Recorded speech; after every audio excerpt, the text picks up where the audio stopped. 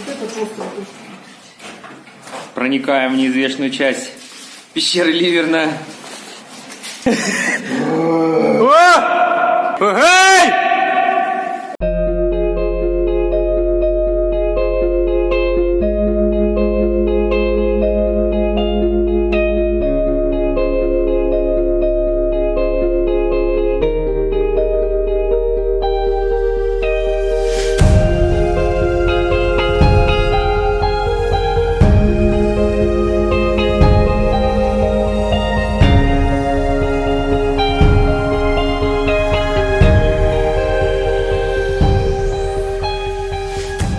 Спустился сюда. Вот здесь вот колодец у нас.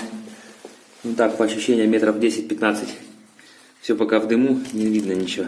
Слышим.